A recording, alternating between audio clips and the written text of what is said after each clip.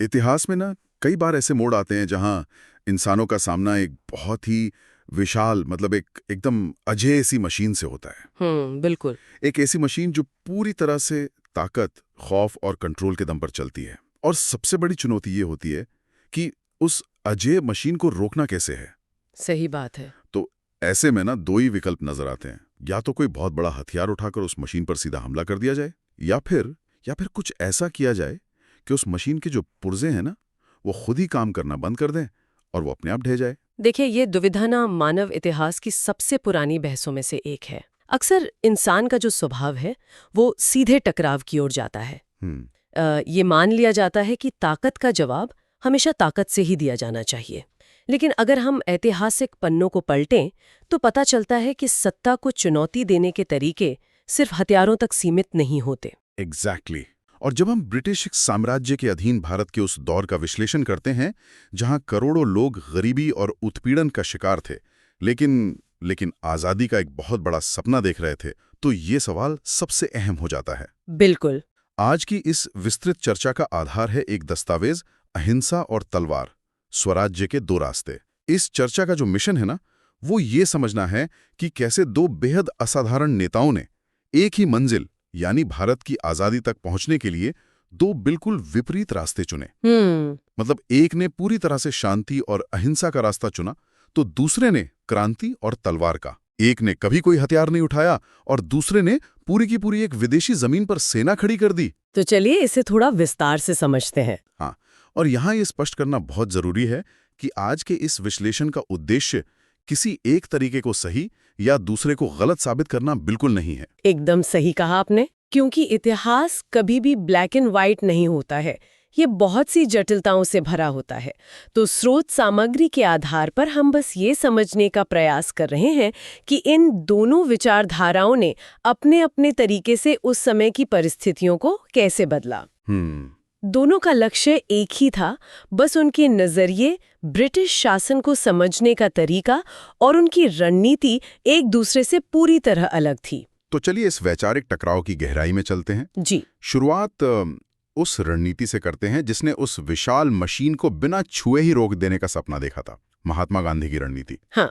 स्रोत सामग्री बताती है कि दक्षिण अफ्रीका में नस्लीय भेदभाव के खिलाफ, मतलब रेशियल डिस्क्रिमिनेशन के खिलाफ एक लंबी लड़ाई लड़ने के बाद जब गांधी भारत लौटे तो उनका सबसे बड़ा हथियार सत्य और अहिंसा था। बिल्कुल। लेकिन यहाँ एक बहुत स्वाभाविक सा सवाल उठता है। ये रणनीति सुनने में बहुत आदर्शवादी लगती है। कोई भी क्रूर सत्ता सिर्फ इसलिए हार कैसे मान सकती है क्योंकि लोग शांति से विरोध कर रहे हैं? करता है कि गांधी का अहिंसा का सिद्धांत बेहद सक्रिय और आक्रामक था। ये कोई कमजोरी नहीं थी। लोग उन्हें बापू कहते थे और उनका वो सादा जीवन, वो हाथ से काते गए सूत के कपड़े पहनना, ये सब कोई दिखावा या सिर्फ एक संत बनने की कोशिश नहीं थी। अच्छा। हाँ, ये भारत के उन करोड़ों गरीब और उत्पीड़ित लोगों के साथ जुड़ने का एक बहुत ही सुविचारित राजनीतिक तरीका था। बापू का मूल विश्वास ये था कि ब्रिटिश शासन भारत में इसलिए नहीं टिका है क्योंकि उनके पास बंदूकें हैं, तो फिर वो इसलिए टिका है क्योंकि भारतीय लोग उस शासन को चलाने में सहयोग कर रहे हैं। ओहो, ये बात मुझे ना मेरी उस मशीन वाली तुलना की याद दिलाती है। ये रणनीति बिल्कुल वैसी थी जैसे किसी विशाल और ताकतवर मशीन के पुर्जे अचानक काम करने से मना कर दें। बिल्कुल सही लॉजिक है ये। में ब्रिटिश शासन की मशीन को चला रहे थे। गांधी की रणनीति ये थी कि मशीन को बाहर से तोड़ना नहीं है, बस अपना काम रोक देना है। हाँ। और बिना किसी हिंसा के पूरी की पूरी मशीन ठप पड़ जाती है। एकदम सही। और यही असहयोग आंदोलन, सविनय अवज्ञा आंदोलन और अंततः भारत छोड़ो आंदोलन का मुख्य आधार था। उन आंदोलनों के मनोवैज्ञानिक प्रभाव का आकलन करना बहुत जरूरी है। जब लाखों की संख्या में बिना हथियारों वाले आम लोग सड़कों पर उतरे और उन्होंने कानून तोड़ने के बावजूद पलटवार नहीं किया, तो ब्रिटिश हुकूमत पूरी तरह से बौखला गई। मतलब उन्हें समझ नहीं आया कि क्या करें। बिल्कुल। उनके पास दुनिया की सबसे ताकतवर सेना थी जो तोपों और बंदूकों से लड़ना जानती थी, लेकिन इस नई तरह की लड़ाई का उनके पास कोई सैन्य जवाब नहीं था। आप उन लोगों पर गोलियां कैसे चलाएंगे जो शांति से बैठे हैं, लाठियां खा रहे हैं लेकिन भाग नहीं रहे हैं, बाप रे। और आपका आदेश मानने से पूरी तरह इनकार कर रहे हैं। इस शांतिपूर्ण विरोध ने प्रशासन के आत्मविश्वास को अंदर से खोखला कर दिया। तो ये एक तरह का मनोवैज्ञानिक और प्रशासनिक युद्ध था। मतलब ये सच में एक अभूतपूर्व तरीका था जिसने सत्ता को नैतिक रूप से पंगु बना दिया। हाँ, बिल्कुल। लेकिन रुकिए, क्या ये मान लेना थोड़ा भोलापन नहीं था कि दुश्मन की हमेशा एक अंतरात्मा होगी जो अचानक जाग जाएगी? हर किसी को ये शांतिपूर्ण तरीका व्यावहारिक तो नहीं लग रहा होगा ना? एकदम सही पॉइंट पकड़ा है। क्योंकि जब ये शांतिपूर्ण रणनीति अपना काम कर रही थी, ठीक उसी समय भारत में एक नई तेज और उग्र आवाज भी उभर रही थी, सुभाष चंद्र बोस की आवाज। स्रोत के अनुसार बोस बेहद मेधावी और निडर थे और वे ब्रिटिश साम्राज्य की मंशा पर, मतलब उनके इरादों पर बिल्कुल भी भरोसा नहीं करते थे। एकदम सही। बोस की जो पृष्ठभूमि है ना, वो उनके इस अविश्वास को बहुत अच्छी तरह से समझाती है। वे कोई साधारण विद्रोही नहीं थे। उन्होंने उस समय की सबसे कठिन परीक्षा इंडियन सिविल सर्विसेज यानी ICS पास की थी। ब्रिटिश राज में सत्ता, पैसे और सुख सुविधाओं के सबसे ऊंचे शिखर तक पहुंचने का ये एकमात्र रास्ता था। क्या बात है। लेकिन उनका कदम क्या था? उन्होंने उस साम्राज्य की प्रशासनिक सेवा करने से साफ इनकार कर दिया और अपना इस्तीफा सौंप दिया। अरे बाप रे। हाँ, उन्होंने सिस्टम के भीतर रहकर बदलाव करने के विचार को ही पूरी तरह नकार दिया। ये कदम तो आज के समय के हिसाब से भी बहुत अचंभित करने वाला लगता है। ये ऐसा है जैसे कोई व्यक्ति दिन रात एक करके दुनिया की सबसे मुश्किल परीक्षा पास करे, सबसे प्रतिष्ठित नौकरी हासिल करे, उसके हाथ में वो ऑफर लेटर हो जिसके लिए लाखों लोग तरसते हैं, और फिर वो व्यक्ति सिर्फ इसलिए उस ऑफर लेटर को फाड़ दे क्योंकि उसे उस पूरे सिस्टम की बुनियाद से ही नफरत है। बिल्कुल। मतलब ये दर्शाता है कि बोस के भीतर किस तरह की वैचारिक स्पष्टता और आग थी। और इसी आग ने ना गांधी और बोस के बीच वैचारिक मतभेदों को जन्म दिया। जो दस्तावेज है वो विस्तार से बताता है कि बोस का ये दृढ़ विश्वास था कि केवल शांतिपूर्ण विरोध और अहिंसा के बल पर आजादी कभी नहीं मिल सकती। उनका लॉजिक क्या था? उनका मानना था कि साम्राज्यवाद की बुनियाद ही हिंसा पर टिकी है और जो लोग ताकत की भाषा बोलते हैं वे बिना ताकत का इस्तेमाल किए कभी सत्ता नहीं छोड़ेंगे। लेकिन यहाँ एक बात पर विशेष ध्यान देना चाहिए। बोस के मन में गांधी के प्रति बहुत गहरा व्यक्तिगत सम्मान था। वे गांधी की जन जागरूकता की क्षमता के कायल थे। हाँ, मतलब रिस्पेक्ट पूरी थी, लेकिन तत्काल आजादी पाने के लिए जो तरीका जरूरी था उस पर वे पूरी तरह असहमत थे। बोस को लगता था कि द्वितीय विश्व युद्ध के दौरान जब ब्रिटेन कमजोर पड़ रहा है तो उस कमजोरी का सैन्य फायदा उठाना ही एकमात्र समझदारी है। लेकिन जब दो इतने शक्तिशाली, करिश्माई और बड़े नेता एक ही संगठन में हों, एक ही लक्ष्य के लिए काम कर रहे हों, तो क्या यह जरूरी नहीं था कि वे कोई बीच का रास्ता निकालते? वो इतना आसान नहीं था। स्रोत सामग्री हमें 1939 के उस दौर में ले जाती है जब इंडियन नेशनल कांग्रेस के भीतर ये वैचारिक घर्षण, ये टकराव अपने चरम पर पहुंच गया था। हाँ, 1939 का जो त्रिपुरी अधिवेशन है ना, वो इस गाथा का एक बहुत बड़ा और निर्णायक मोड़ है। सुभाष चंद्र बोस कांग्रेस पार्टी के अध्यक्ष पद का चुनाव लड़ना चाहते थे। गांधी जी की इच्छा के विरुद्ध बोस ने चुनाव लड़ा और जीत भी हासिल की। उन्होंने गांधी जी के समर्थित उम्मीदवार को हरा दिया। सच में? गांधी जी के उम्मीदवार को हरा दिया? हाँ, लेकिन इसके बाद संगठन के भीतर जो राजनीतिक तनाव पैदा हुआ वो अभूतपूर्व था।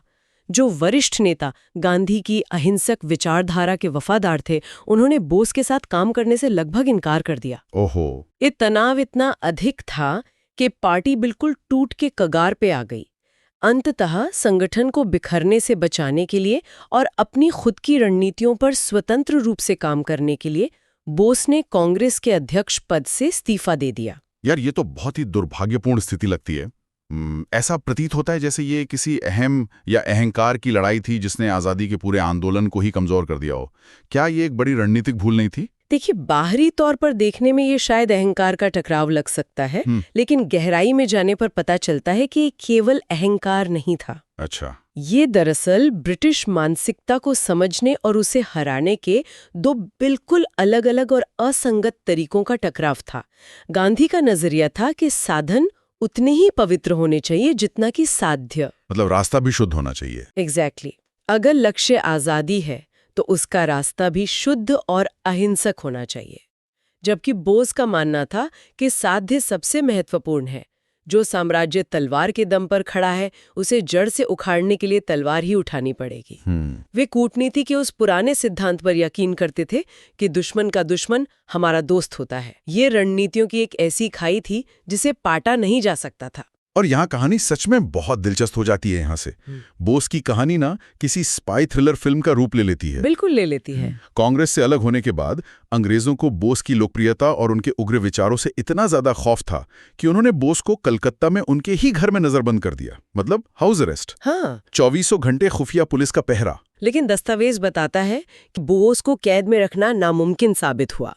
वे भेष बदलकर पुलिस की आंखों में धूल झोंककर भाग निकले और वो पलायन, जिसे द ग्रेट एस्केप कहा जाता है, वो आधुनिक इतिहास के सबसे दुस्साहसिक कारनामों में से एक है।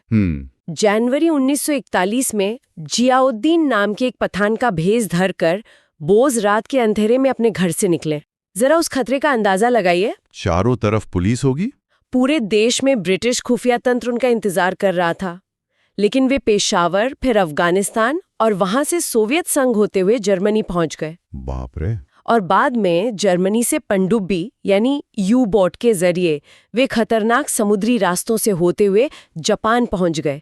ये सब द्वितीय विश्व युद्ध के उस भयंकर दौर में हो रहा था जब समुद्र में हर पल मौत मंडराती थी। ये रोंगटे खड़े कर देने वाला है। लेकिन एक मिनट रुकिए। ठीक है, वे जर्मनी पहुंच गए, फिर जापान पहुंच गए, लेकिन उन्होंने वहां जाकर एक पूरी सेना कैसे खड़ी कर दी? वही तो सबसे बड़ी बात है। मतलब एक ऐसा नेता जिसके पास अपना कोई देश नहीं है, कोई संप्रभुता नहीं है, वो एक विदेशी जमीन पर अपनी सेना कैसे बना सकता है? इसका सिस्टम क्या था? ये ना उनके राजनीतिक कौशल का सबसे बड़ा प्रमाण था। स्रोत सामग्री स्पष्ट करती है कि दक्षिण पूर्व एशिया, विशेषकर सिंगापुर और मलाया में जापानी सेना ने हजारों भारतीय सैनिकों को युद्धबंदी बना लिया था। अच्छा, जो ब्रिटिश तरफ से लड़ रहे थे। बिल्कुल, ये वो सैनिक थे जो ब्रिटिश सेना की तरफ से लड़ रहे थे। तो बोस ने उन युद्धबंदियों के सामने एक विजन रखा। उन्होंने जापानी साम्राज्य के सहयोग से उन सैनिकों को ब्रिटिश राज के खिलाफ लड़ने के लिए प्रेरित किया। और इस तरह आजाद हिंद फौज यानी इंडियन नेशनल आर्मी INA का पुनर्गठन हुआ। इतिहास में पहली बार ऐसा हो रहा था कि एक पूरी की पूरी भारतीय सेना, जिसमें हर धर्म और जाति के लोग थे, हथियारों के साथ सीधे तौर पर अंग्रेजों से युद्ध के मैदान में लड़ने के लिए तैयार खड़ी थी। और इस सेना को जो मनोवैज्ञानिक ऊर्जा मिल रही थी ना, वो बोस के शब्दों से आ रही थी।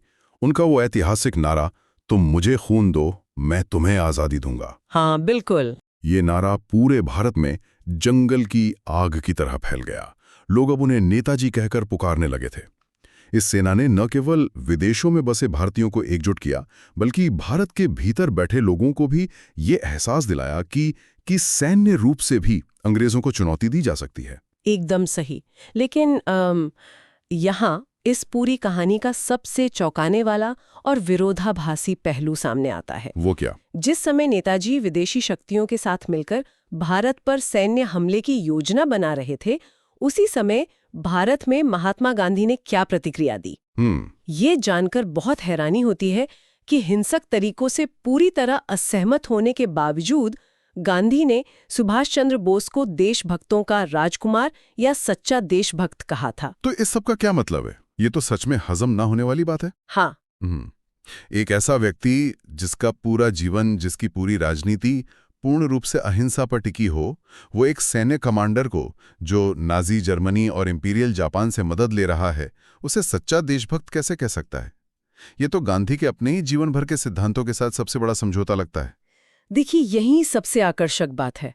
यही वो जटिल मानवीय और राजनीतिक पहलू है जिसे समझना सबसे ज्यादा जरूरी है। गांधी और बोस का जो रिश्ता था ना, वो राजनीति के सामान्य पैमानों से बहुत ऊपर था। अच्छा। गांधी ने बोस के तरीकों का कभी भी समर्थन नहीं किया। वे अंत तक मानते रहे कि हिंसा का रास्ता गलत है। लेकिन उन्होंने बोस की नीयत, उनके असीम त्याग और उस साहस पर कभी शक नहीं किया जिसने उन्हें अपना सब कुछ दांव पर लगाने के लिए प्रेरित किया। गांधी जानते थे कि बोस कोई सत्ता के भूखे तानाशाह नहीं है, बल्कि वे अपना घर, अपना परिवार और अपनी जान सिर्फ और सिर्फ भारत के लिए जोखिम में डाल रहे हैं। वे रास्तों को लेकर कड़े वैचारिक विरोधी थे, लेकिन राष्ट्रभक्ति के स्तर पर एक दूसरे के प्रति सम्मान अटूट था। तो ये बात है, वे दोनों एक दूसरे की नीयत पर नहीं, बल्कि रास्ते की पवित्रता पर बहस कर रहे थे। बिल्कुल। खैर, अब ना 1940s के दशक के उस दौर का विश्लेषण करते हैं जहां ये दोनों अलग अलग रास्ते एक ही मंजिल पर जाकर अपना असर दिखाते हैं। स्रोत सामग्री बताती है कि इस समय तक ब्रिटिश शासन बहुत तेजी से कमजोर पड़ने लगा था। अगर गहराई से देखा जाए तो ये दोनों बिल्कुल विपरीत रणनीतियां एक ही समय पर अपना काम कर रही थीं। हाँ, और ये समझना बहुत आवश्यक है कि द्वितीय विश्व युद्ध के बाद ब्रिटिश साम्राज्य आर्थिक और सैन्य रूप से बहुत थक चुका था। हाँ, युद्ध ने उन्हें तोड़ दिया था। लेकिन भारत में उनके लिए स्थिति एक दो तरफा भारी दबाव के कारण बिल्कुल बेकाबू हो गई थी। एक तरफ तो गांधी के 1942 के भारत छोड़ो आंदोलन ने देश को भीतर से झकझोर कर रख दिया था। आम जनता का असहयोग अपने चरम पर था और प्रशासन के लिए देश के भीतर कानून व्यवस्था बनाए रखना लगभग असंभव हो गया था। ये एक तरह का अंदरूनी विद्रोह था। और ठीक उसी समय भारी सीमाओं से बोस और उनकी आजाद हिंद फौज ने प्रहार किया।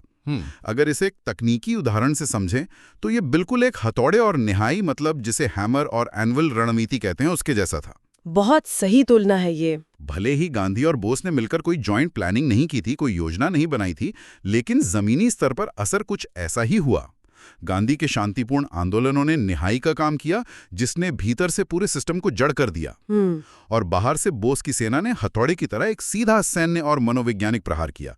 उस लोहे को, यानी ब्रिटिश साम्राज्य को, एक ही समय में नीचे से अहिंसा की निहाई और ऊपर से क्रांति के हथौड़े का वार सहना पड़ा। ये विश्लेषण ना इस पूरी ऐतिहासिक प्रक्रिया को बहुत सटीकता से स्पष्ट करता है।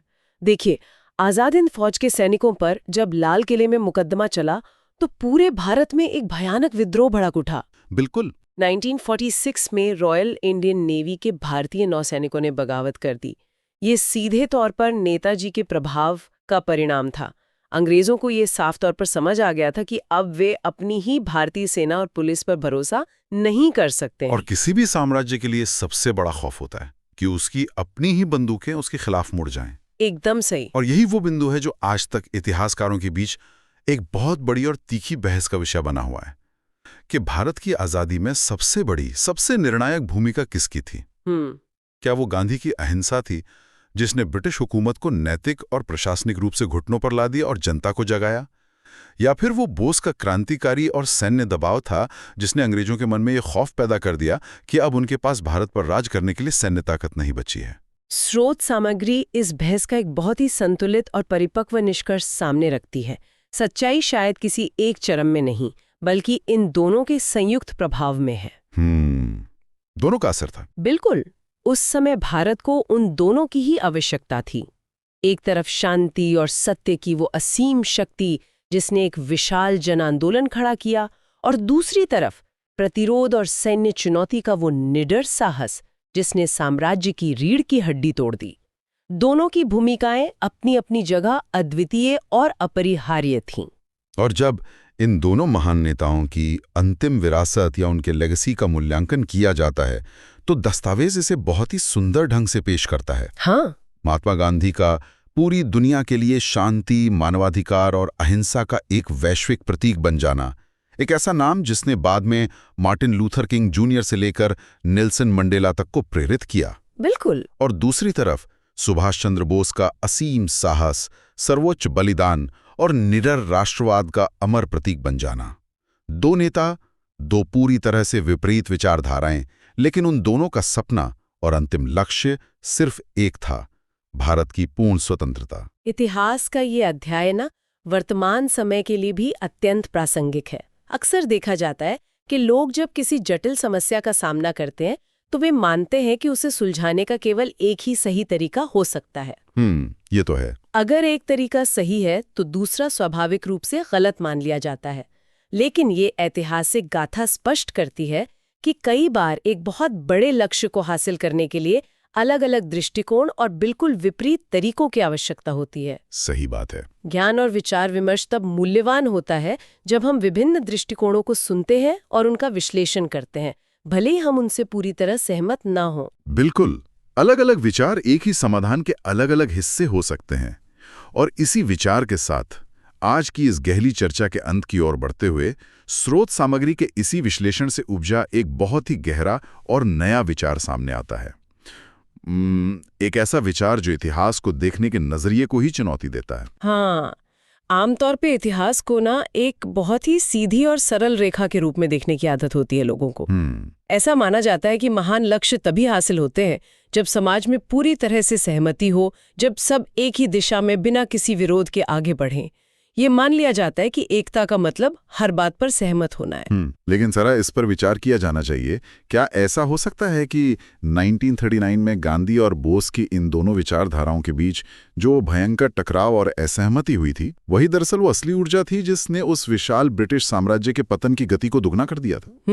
मतलब क्या ये संभव है कि आंतरिक असहमति और वैचारिक घर्षण किसी बड़े बदलाव के लिए कोई रुकावट नहीं, बल्कि सबसे मजबूत उत्प्रेरक, सबसे बड़ा कैटलिस्ट होते हैं? ये नजरिया वाकई सोचने पर मजबूर कर देता है कि अगर 1939 में दोनों एक ही रास्ते पर चलने के लिए सहमत हो गए होते, तो शायद उस विशाल मशीन पर दो बिल्कुल अलग-अलग दिशाओं से प्रहार नहीं हो पाता। Exactly. उन दोनों के वैचारिक टकराव ने ही अनजाने में एक ऐसी दो तरफा रणनीति को जन्म दिया जिसका सामना करना किसी भी साम्राज्य के लिए असंभव था। शुरुआत में जिस विशाल और अजय मशीन का जिक्र किया गया था ना, उसे रोकने के लिए सिर्फ पुर्जों का काम बंद करना ही काफी नहीं था, और सिर्फ बाहर से हथौड़ा मारना भी शायद काफी नहीं होता। सही कहा। उस मशीन को पूरी तरह से तोड़ने के लिए उन दोनों ताकतों के बीच के वैचारिक घर्षण से पैदा हुई उस चिंगारी की जरूरत थी। इतिहास कोई सीधी रेखा नहीं है, बल्कि विचारों का वो संघर्ष है जो नई दुनिया को जन्म देता है। इसी विचार के साथ आज के इस डीप डाइव में बस इतना ही।